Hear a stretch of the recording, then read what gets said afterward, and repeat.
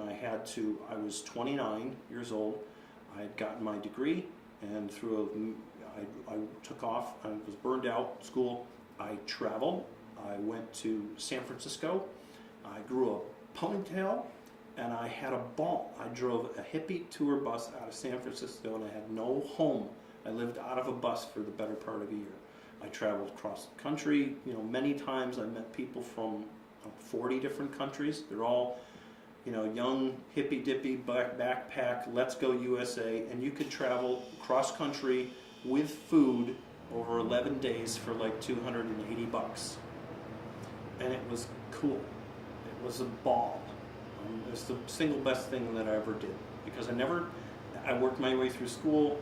Every spring break, every vacation, I got a job.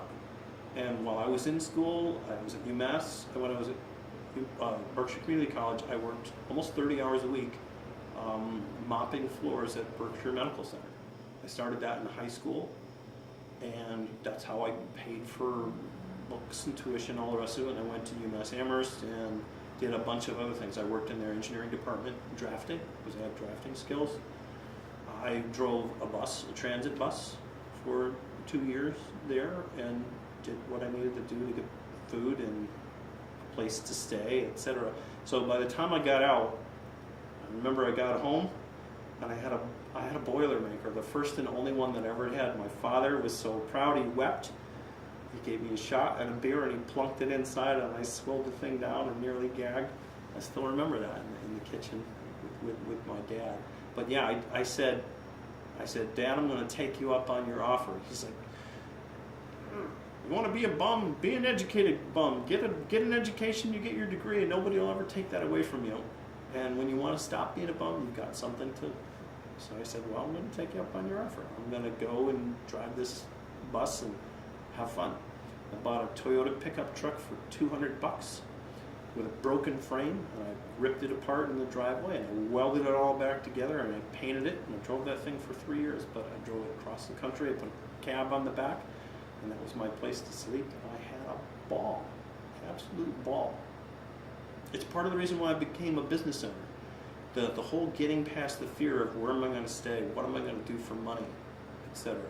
Just have faith that you can find something, and because when I got back, it was in the early 90s, pretty tough economic times, not a lot of jobs to be had. It's 91 I was back. I ended up working locally as a carpenter. Loved carpentry. My grandfather, my mom's father, was a carpenter. I used to go for a week every year, stay at Grandpa and Grandma's over in Petersburg, and I would go to work with him in the morning. I would sweep the floors, and I would sand this piece of wood or the piece of trim or something like that. I mean, I'm talking from the age of 4 or 5. I lost a good part of my hearing in my grandfather's planing house. He had a sawmill and a planer, and my God, my ears would ring for a week. It was a terrible thing to do to a kid, but nobody knew. That's why I have a hard time hearing. One of the reasons I have a hard time hearing. But yeah, I got this, I got this disease from my father and my grandfather. So I worked as a carpenter, and I was like, okay, I got to do something. In '92, I went to Boston. About the only thing big going on was the Big Dig. So blind faith. I had a friend who was looking for a roommate, high school friend. Come on down, you'll find a job. You can crash on my couch, and you don't have to pay rent for the first 2 months or something. I ended up working for an architect in Harvard Square for a while. Things got slow. I ended up I took a kitchen remodel because I had tools and stuff. I used to take my skill saw and stuff on the bus, and go to South Boston or something and do somebody's kitchen rehab, whatever, pay the bills. That just evolved. Next thing you know, I'm getting bigger projects. I'm bidding projects. I'm hiring temporary labor. I did an addition out in Martha's Vineyard. And it's okay, I'm now at this for 2.5 years, and yes, I run a construction company, Jeff Bak Company, design build. And I'm what the hell am I doing? Why did I scratch and claw my way through college if I wasn't going to at least give this a try? So I went to Northeastern and signed up for an EIT review class.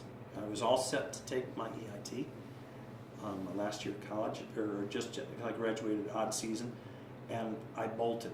I went to San Francisco and blew off the exam after I registered for it, and I ended up I sort of fell off the wagon, so to speak.